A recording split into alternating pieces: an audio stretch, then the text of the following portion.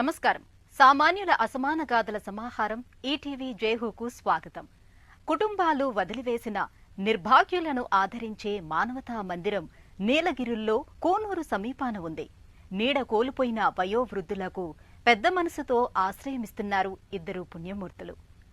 నందనాగరి లిపిలో ఖగోళ రహస్యాలు, కాలచక్రాలు, గ్రహణాల వింతలను తాళపత్రాలపై రాశారు శృంగేరి, మంగళూరు ప్రాంత పండితులు.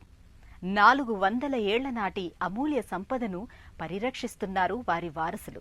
విభిన్న స్ఫూర్తిదాతల కథనాలతో మీ ముందుకు వచ్చింది జైహో.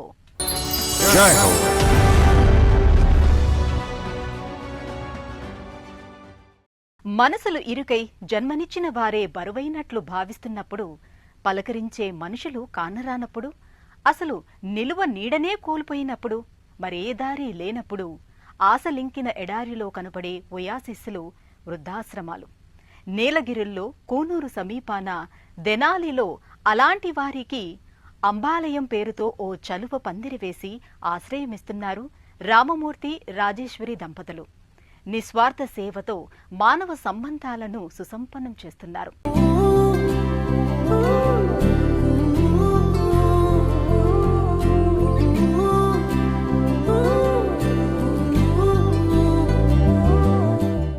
మనిషికి మలిసంధ్య వృద్ధాప్య దశ. అలాంటి వారికి నీడ కావాలి, ఆసరా ఇవ్వాలి. ఇక్కడ మీరు చూస్తున్న వారంతా అలాంటి వారే. వీరంతా అనుభవాలు పండినవారు, జీవన చరమాంకంలో ఉన్నవారు. మునిమాపు దశలో కన్నబిడ్డలకు బరువై, ఆదరణ కరవై ఇక్కడికి చేరినవారు. ఉమ్మడి కుటుంబాలు కనుమరుగు కావటంతో పెద్దల సంరక్షణకు భరోసా కరవైంది. తమిళనాట నీలగిరులలో అలాంటి వారి కోసమే రామమూర్తి, రాజేశ్వరి దంపతులు పనిచేస్తున్నారు. కూనూరు దగ్గర దెనాలిలో 20 ఏళ్ల క్రితం ఆరంభించిన వృద్ధులు అనాథల ఆశ్రమం ఆదర్శ స్ఫూర్తితో కొనసాగుతోంది. రామమూర్తి తమిళనాడు ఆరోగ్య శాఖలో విశ్రాంత ఉద్యోగి. ఓ రోజు ఆయన ఇంటికి కుష్ఠరోగి అయిన మహిళ వచ్చారు. దంపతులు పెద్ద మనసుతో స్వాగతించి ఆశ్రయమిచ్చారు.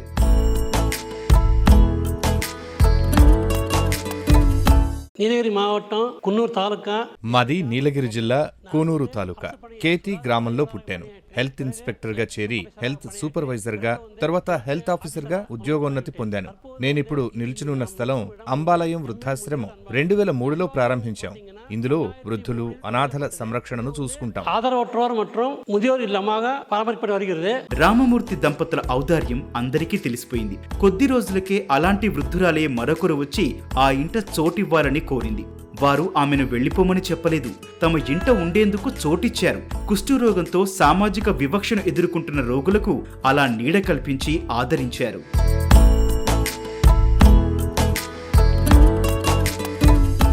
ఆనాడు 2003 నుంచి నేను ఊటీలో పనిచేస్తున్నాను. ఓ రోజు మా ఇంటికి కుష్ఠరోగి అయిన ఒక వృద్ధురాలొచ్చింది.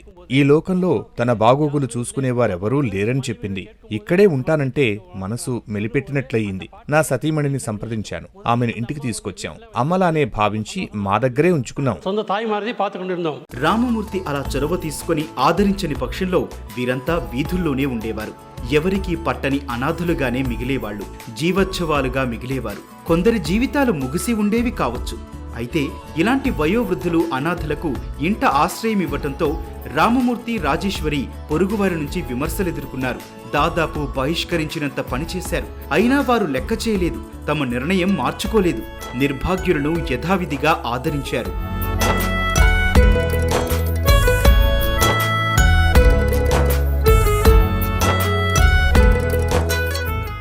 ఇది 20 வருஷமா நடக்குதுங்க. ఈ వయోవృద్ధుల ఆశ్రమం గత 20 ఏళ్ల నుంచి విజయవంతంగా నడుస్తోంది. ప్రతి ఒక్కరికి ఒక్కో సమస్య, ఒక్కో బాధ ఉన్నాయి. కొందరు ఆహారంతో ఉన్న ప్లేట్లను ముఖం మీద విసిరేవారు, కర్రలతో కొట్టేవారు. నేను బాధపడలేదు. వారు ఒంటరిగా ఉన్నారు. వాళ్ళకి ప్రేమానురాగాలు, ఆప్యాయతలు పంచాలి, ఉత్తమ సంరక్షణ ఇవ్వాలి. ఆశ్రమంలో ఆశ్రితులు ఓ 40 మంది ఎప్పుడూ ఉంటారు. వచ్చేవారి సంఖ్య పెరగటంతో ఇంటిలో చోటు చాలలేదు. ఆశ్రమాన్ని సొంత స్థలానికి తరలించారు. సేవా కార్యక్రమాల కోసం ఎంఎన్ ట్రస్టును స్థాపించారు. 2005లో కూనూరు దగ్గర దెనాలిలో అంబాలయం పేరిట వృద్ధులు, అనాథల కోసం ఆశ్రమం నెలకొల్పారు. రుణం తీసుకుని అన్ని సదుపాయాలతో ఒక షెడ్డు నిర్మించారు. இது முதல்ல பார்த்தீங்கன்னா ஆரம்பத்தில் பார்த்தாங்க. మనసు ఎదగని వాళ్ళు అభాగ్యులతో ఆశ్రమాన్ని నడపటం సవాలుగా నిలిచింది. కానీ తర్వాత స్వరూపమే మారింది. ఆశ్రమంలో ఉండేవారి సంఖ్య 62కు చేరింది. వీరందరితో ఆశ్రమం నడపటం సాధ్యమేనని నిరూపించాం. ఇప్పుడు అందరూ మెచ్చుకుంటున్నారు, మంచిగా చూసుకుంటున్నారంటూ అభినందిస్తున్నారు. ஸோ இவங்களுக்கும் ஒரு பாராட்டு சொல்ல அவங்களும் பாராட்டு சேர்த்து போகிறாங்க எல்லாமே. అంబాలయం నిర్వహణ కోసం రామమూర్తి సొంత ఆస్తిని కరిగించారు, అప్పులు చేశారు. తన జీతం అడపాదడపా వచ్చే విరాళాలతో నెట్టుకొస్తున్నారు. రాజేశ్వరి తన నగలు విక్రయించాల్సి వచ్చింది. ఖర్చుల కోసం వారసత్వంగా వచ్చిన భూమిలో కొంత అమ్మివేశారు. ఆశ్రమంలో ఉండేవారు వేర్వేరు సామాజిక నేపథ్యాల నుంచి వచ్చిన వారు. వీరిలో కుటుంబాలు వదిలివేసిన వారుంటే మరికొందరు జీవన చరమాంకంలోకి ప్రవేశించిన వారు. మలి సంధ్యను ఆత్మ గౌరవంతో హుందాగా గడిపి ప్రశాంతంగా తనువు చాలిద్దామని వచ్చిన వాళ్ళు ఉన్నారు. பணம் எப்போ சம்பாதிக்கலாங்க. డబ్బు తేలిగ్గానే సంపాదించవచ్చు, కానీ జీవితంలో అన్నింటికంటే వయోవృద్ధులైన తల్లిని తండ్రిని శ్రద్ధగా చూడటం అంతకంటే ముఖ్యం. ప్రతి ఒక్కరూ గుర్తుంచుకోండి, కన్నవారంటే పుట్టినప్పట్నుంచి మనల్ని భరించేవారు. జీవితం ఒక చక్రభ్రమణం. తొలుత కన్నవారు బిడ్డలను జాగ్రత్తగా చూసుకోవాలి. ఇక కన్నవారిని వృద్ధాప్య దశలో బిడ్డలు వారి బాగోగులు అలానే చూడాలి. ఆశ్రితుల శ్రేయం ధ్యేయంగా పనిచేస్తున్న ఆశ్రమ నిర్వాహకులు వారికి మంచి ఆహారం, శుభ్రమైన దుస్తులు, స్నానాలకు ఏర్పాట్లు చేశారు. పరిశుభ్రతకు, ఆరోగ్య పరిరక్షణకు ప్రాధాన్యమిస్తున్నారు. వైద్యుల పరీక్షలు ఉంటాయి. పుట్టినరోజు వేడుకల్లాంటి శుభ సందర్భాలను వేడుకల్లా చేస్తున్నారు. ఇందువల్ల ఆశ్రమంలో సుహృద్భావ సంబంధాలు నెలకొన్నాయి. అన్నట్లు మరణశయ్యపై ఉన్న వారి ఆఖరి కోరిక తీర్చాలన్నట్లు అంత్యక్రియలు వారి సంప్రదాయ పద్ధతుల్లోనే సాగుతాయి.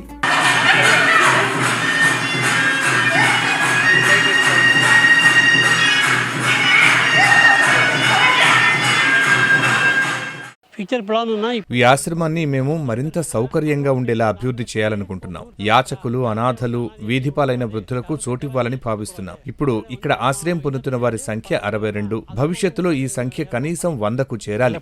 రామమూర్తి, రాజేశ్వరి దంపతులు నిర్భాగ్యుల సేవకు జీవితాన్ని వెచ్చించారు. అంకిత భావంతో పనిచేస్తున్నారు. చెయ్యటానికి మనసుంది. సేవాభావం అపరిమితం. కానీ వనరులే పరిమితంగా ఉన్నాయి. ఆశయ దీపం వెలుగుతూనే ఉండాలని, సామాజిక సేవ కొనసాగుతుండాలని నిశ్చయించారు.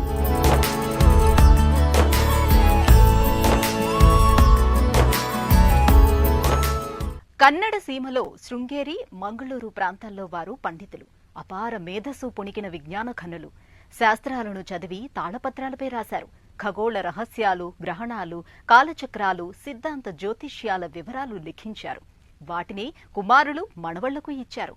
అలా మంగళూరులో జవగళ్ సీతారాం కుటుంబానికి అమూల్య తాళపత్ర గ్రంథాలు లభించాయి. 100 ఏళ్ల నాటి ఆ పుస్తకాలను వారసులు పరిరక్షిస్తున్నారు. సమాజ కళ్యాణం కోసం వినియోగంలోకి తేవాలని నిశ్చయించారు.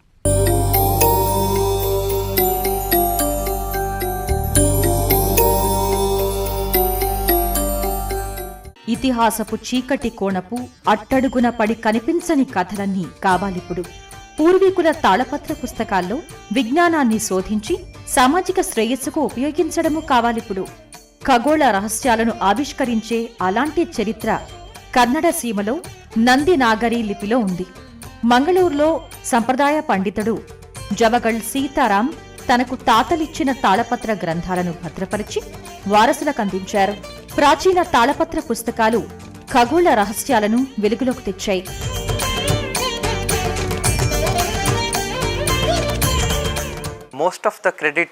ఈ రాతప్రతులను వెలుగులోకి తెచ్చిన ఖ్యాతి సీతారాంగా సుపరిచితులైన జవగల్ సీతారామయ్యకే దక్కింది. ఆయన శృంగేరి కులపతి శంకర్ నారాయణ మనవడు. ఇప్పుడు ఆయన మన మధ్య లేరు. సీతారామన్ తన జీవితకాలమంతా తాళపత్ర ప్రతులపై ఆసక్తి చూపేవారు. తన ప్రయత్నాలే ఈ కార్యక్రమాన్ని ముందుకు తీసుకెళ్లేందుకు మాకు తోడ్పడ్డాయి. అమూల్య తాళపత్ర పుస్తకాల నిన్నటి సంరక్షకుడు సీతారాం జవగళ్ వారసులు ఇప్పుడు ఆ బాధ్యత తీసుకున్నారు. పూర్వీకులు 100 ఏళ్ల క్రితం వారసత్వంగా ఇచ్చిన ఈ జ్ఞాన సంపదను ఆయన భద్రంగా పరిరక్షించి తన వాళ్లకిచ్చారు. కొన్ని పత్రాలను చదివి అర్థం చేసుకున్నారు, విశ్లేషించారు.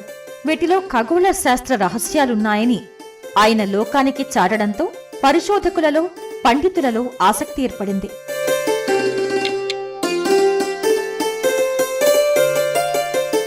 sometime in 2008. అది 2008వ సంవత్సరం. తాత శంకర్ నారాయణ్ తనకిచ్చిన తాళపత్ర గ్రంథాలను మనవడు జవగల్ సీతారాం ఓ రోజు తాపిగా తిరగేస్తున్నారు. కన్నడ లిపిలో రాసిన రాతలు కనిపించాయి. తమకు అందిన ఆ తాళపత్ర పుస్తకాలలో 400 ఏళ్ల నాటివి ఉన్నాయి. వాటిని భద్రపరిచి భావితరాలకు అందించాలని ఆయన ఆకాంక్షించారు. Be taken forward by the future generations. ప్రాచీన వైజ్ఞానిక ఊసులు నేటికి పాత కథలలో బోధనల్లో ప్రతిఫలిస్తాయని ప్రతిధ్వనిస్తాయని అంటారు ఓ చరిత్రకారుడు. తాళపత్ర పుస్తకాల్లోని ఖగోళ శాస్త్ర రహస్యాల ఆవిష్కరణ పండితులు ఔత్సాహికుల్లో ఆసక్తి పెంచింది. నంది నాగరి లిపి తన సొగసైన రూపంతో పురాతన జ్ఞాన సంపత్తి పరిరక్షణలో ఎంతో గౌరవం పొందుతోంది.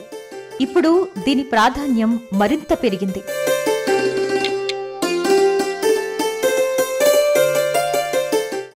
Trace the origin of the manuscripts.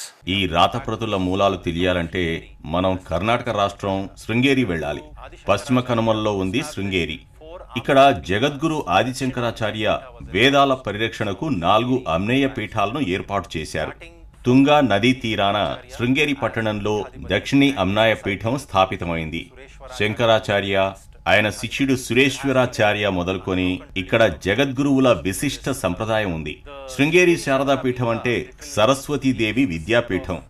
ఇది దేశమంతా 4 వేదాలు శాస్త్రాల అభ్యాసాన్ని ప్రోత్సహిస్తుంది. Vedas and Shastras throughout India. మనం మాట్లాడుకుంటున్న ఈ రాత ప్రతులు కేవలం గణిత శాస్త్ర అవశేషాలే కాదు, విశేషాలు, చిక్కుముడుల సశేషాలు. విశ్వం వాకిలికి మనల్ని నడిపించే జ్ఞాన జ్యోతులని విఖ్యాత ఖగోళ శాస్త్రవేత్తలు కొందరి విశ్వాసం. ప్రతి విభాగం పరిష్కరించాల్సిన చిక్కుముడే. ఎన్ని సవాళ్లున్నా రహస్యాల శోధనలో శాస్త్రజ్ఞులు, పండితుల ఉత్సాహం ఏమాత్రం తగ్గలేదు.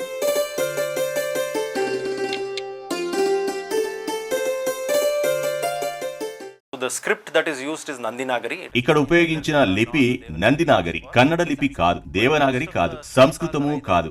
కానీ అనేక పద్యాలు కన్నడ, సంస్కృత భాషలో ఉండటం విశేషం. ఈ ప్రతుల్లో కొన్ని జ్యోతిష్య శాస్త్ర శాఖ అయిన సిద్ధాంత జ్యోతిష్యకు సంబంధించి రాతలున్నాయి. ఇవి ఆర్యభట్ట, మరికొందరు పండితులు రాసిన ఖగోళం, గ్రహాల కదలిక, గ్రహణాల విశేషాలు. మన పండితులు రాసిన ఈ ప్రాచీన గ్రంథాల మీద వీరి వ్యాఖ్యానాలు, విశ్లేషణలున్నాయి. It's written by our ancestors. Sitaram Javagal ఓ అనుభూతిని పంచుకుంటున్నారు. ఆయన మాటల్లో ఈ ప్రాచీన విజ్ఞాన సర్వస్వం ముందు నిల్చోవడమే ఓ వినయాన్విత అనుభవమట. అన్నట్లు తాళపత్ర జ్ఞాననిధి సంరక్షణకు, జ్ఞాన సంపదను అందరికీ అందించే కృషిలో ఆయన తపన, అంకిత భావాన్ని సహచరులు, చరిత్రకారులు ప్రశంసించారు. ఈ పుస్తకాల తాళపత్రాలు తిరగేస్తుంటే ఖగోళ శాస్త్రంపై అవగాహన పరిచిన వస్త్రంలా విస్తృతమవుతోంది. ఖగోళ విశేషాలు, ప్రపంచ కాలచక్రాల కదలికలు, అంతర్దృష్టిని పరిచయమవుతుంది.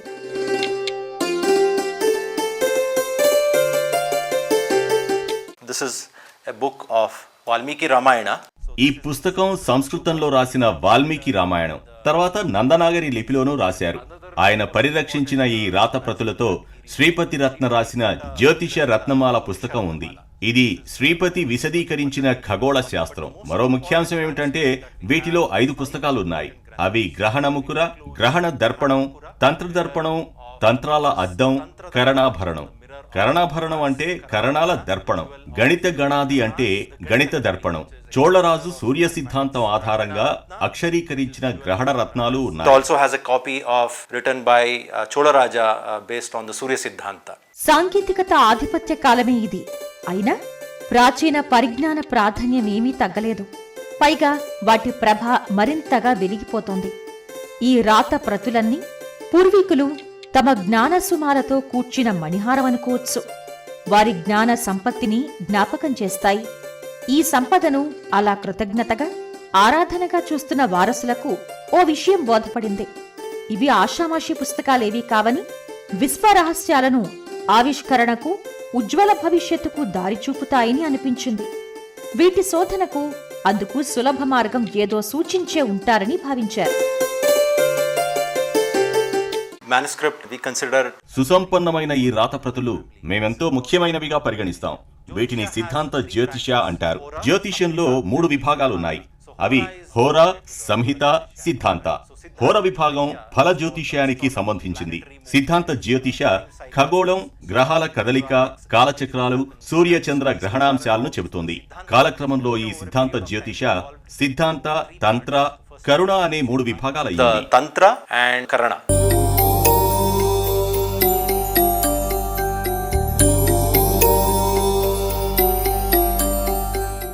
జీవన చరమాంకంలో నిరాధారణకు గురై తోడు నీడా కోల్పోయిన పెద్దలు, వయోవృద్ధులకు ఆశ్రయమిచ్చి సేవ చేస్తున్న మానవతామూర్తులు రామమూర్తి, రాజేశ్వరి దంపతులు. కుటుంబ వారసత్వ సంపదగా వచ్చిన తాళపత్ర పుస్తకాలను పరిరక్షించి సామాజిక శ్రేయానికి ఉపయోగించాలి అని నిశ్చయించిన జవగళ్ల సీతారాం వారసులు. అందరూ ఆదర్శనీయులే. మరిన్ని కథనాలతో వచ్చే వారం జైహోలో మళ్లీ కలుద్దాం. నమస్కారం.